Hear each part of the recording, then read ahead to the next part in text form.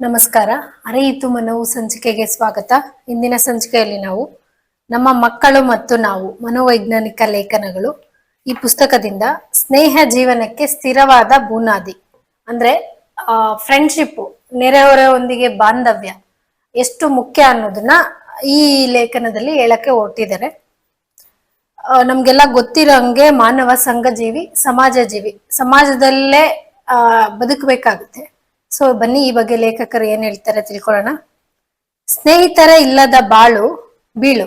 ಸ್ನೇಹಿತರ ಇಲ್ಲದ ಮಕ್ಕಳು ಆತಂಕ ಮತ್ತು ಅವಿಶ್ರಾಂತ ಭಾವದಿಂದ ಕೂಡಿರುತ್ತಾರೆ. ಸ್ನೇಹಿತರನ್ನು ಪಡೆಯಲು ವಿಫಲರಾದ ಮಕ್ಕಳು ಮನೆಯ ಸಾಕು ಪ್ರಾಣಿಗಳೊಂದಿಗೆ ಕಾಲ ಕಳೆಯುತ್ತಾರೆ. ಸಾಕು ಪ್ರಾಣಿ ಇಲ್ಲದಿದ್ದರೆ ಆಟದ ಸಾಮಾನುಗಳೇ ಅವರ ಗೆಳೆಯರಾಗಬಹುದು.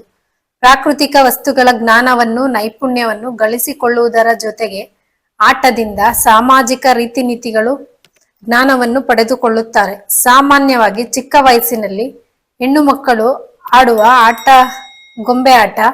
ಗೊಂಬೆ ಅವರ ಕೈಯಲ್ಲಿ ಜೀವಂತ ಪ್ರಾಣಿಗಳು, ವ್ಯಕ್ತಿಗಳು ಆಗುತ್ತಾರೆ. ಅವು ಗೊಂಬೆ ಜೊತೆ ಮಾತನಾಡುವಾಗ ಸ್ನಾನ ಮಾಡಿಸುವುದು, ಬಟ್ಟೆ ತೊಡಿಸುವುದು, ಹಾಲು ಕುಡಿಸುವುದು, ಜೋಗುಳಾಡಿ ಮಲಗಿಸುವುದು ಮುಂತಾದ ವಾಸ್ತವಿಕ ಜೀವನದ ದೃಶ್ಯಗಳನ್ನು ಅಭಿನಯಿಸುತ್ತವೆ. ಸೊ ನಾವು ಆಲ್ರೆಡಿ ತಿಳ್ಕೊಂಡಿದೀವಲ್ಲ, ಮಕ್ಕಳು ಮಿರರಿಂಗ್ ಅಲ್ಲಿ ಜಾಸ್ತಿ ಕಳೀತಾರೆ ಅಂತ. ಮನೆಯಲ್ಲಿ ಅಮ್ಮ ಹೆಂಗ್ ಬಿಹೇವ್ ಮಾಡ್ತಾ ಇರ್ತಾರೆ, ಅಮ್ಮನ ರೋಲ್ ಏನಿರುತ್ತೆ ಅದನ್ನ ಹೆಣ್ಮಕ್ಳು ಆದಷ್ಟು ಅನುಕರಣೆ ಮಾಡಕ್ಕೆ ಪ್ರಯತ್ನ ಪಡ್ತಾರೆ. ಹಾಗೇನೆ ಗಂಡ್ಮಕ್ಳು ಅಪ್ಪನ ರೋಲ್ ಏನಿರುತ್ತೆ, ಆ ಮನೇಲಿ ಮೇಲ್ ಮಾಡೆಲಿಂಗ್ ಹೆಂಗಿರುತ್ತೆ ಅದನ್ನ ಅನುಕರಣೆ ಮಾಡಕ್ಕೆ ಪ್ರಯತ್ನ ಪಡ್ತಾರೆ. ಸೊ ನಾವು ನಮ್ಮ ಮಕ್ಕಳ ಜೊತೆ ಮಾತ್ರ ಪ್ರೀತಿಯಿಂದ ಇರ್ತೀವಿ, ಅವ್ರು ಕೇಳಿದ್ದೆಲ್ಲ ತಂದು ಕೊಡ್ತೀವಿ. ಆದ್ರೆ ಆಸ್ ಎ ಕಪಲ್ ನಮ್ಮ ಬಾಂಧವ್ಯ ಸರಿ ಇಲ್ಲ ಅಂದ್ರೆ ಇದು ಮುಂದೆ ಅವರ ಸಾಂಸಾರಿಕ ಜೀವನದಲ್ಲಿ ದೊಡ್ಡ ತೊಡಕುಂಟು ಮಾಡುತ್ತೆ. ಇದನ್ನ ಗಮನದಲ್ಲಿ ಇಟ್ಕೊಳ್ಳಿ.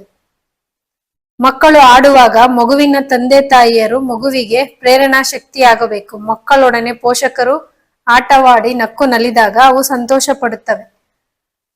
ಮಣ್ಣು ಮಕ್ಕಳ ಪ್ರೀತಿಯ ಆಟದ ವಸ್ತು. ಮರಳಿನಲ್ಲಿ ಗೂಡು ಕಟ್ಟುವುದು, ಮಣ್ಣಿನಲ್ಲಿ ಮನೆ ಕಟ್ಟುವುದು, ಮಣಿ, ಬಳೆಚೂರು, ಕಾಗದ ಮುಂತಾದವುಗಳನ್ನು ಆಟಿಕೆಗಳಾಗಿ ಉಪಯೋಗಿಸುತ್ತವೆ. ಸೊ ಈಗ ಮಗು ಆಟ ಆಡೋದಕ್ಕೆ ಲಕ್ಸುರಿ ವಸ್ತುಗಳೇ ಆಗಿರ್ಬೇಕಂತಿಲ್ಲ. ಮರಳಲ್ಲಿ ಆಡೋದು ಎಷ್ಟು ಇಂಪಾರ್ಟೆಂಟ್ ಅನ್ನೋದು ನಮ್ಮ ಈ ಫಿಂಗರ್ ಪ್ರಿಂಟ್, ಈ ಫಿಂಗರ್ ಸ್ಟಿಮ್ಯುಲ್ ಆಗಕ್ಕೆ, ಇದು ಬ್ರೈನ್ಗೆ ಡೈರೆಕ್ಟ್ ಕನೆಕ್ಟ್ ಇರೋದ್ರಿಂದ ಫಿಂಗರ್ ಸ್ಟಿಮ್ಯುಲೇಷನ್ಗೆ, ಬ್ರೈನ್ ಎನ್ಹಾನ್ಸ್ಮೆಂಟ್ಗೆ ನಾವು ಮರಳಲ್ಲಿ ಮಕ್ಕಳಿಗೆ ಬರ್ಸೋದು, ಮಣ್ಣಿನ ಜೊತೆ ಆಟ ಆಡೋದು, ಇದನ್ನ ನಾವು ಎನ್ಕರೇಜ್ ಮಾಡ್ತೀವಿ. ಎಷ್ಟೇ ಬೆಳೆ ಬಾಳುವ ಆಟಿಕೆ ಕೊಡಿಸಿದರೂ ಪ್ರಕೃತಿ ದತ್ತ ಕೊಡುಗೆಯೇ ಅವಕ್ಕೆ ಪ್ರಿಯವಾಗುತ್ತವೆ.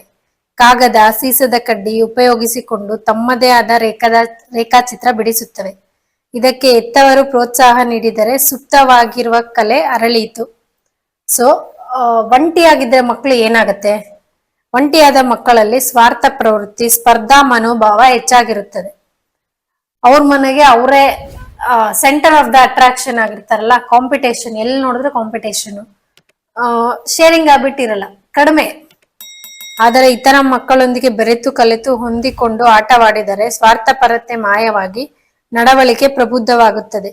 ಹೊರಗಡೆ 4 ಜನ ಮಕ್ಕಳೊಂದಿಗೆ ಆಟವಾಡಿಕೊಂಡಿರುವ ಮಕ್ಕಳಿಗೆ ಮೇಲಿನ ವರ್ಗದ ಜನರಿಗೆ ಸ್ನೇಹಿತರು ಬಹಳ ಇರುತ್ತಾರೆ.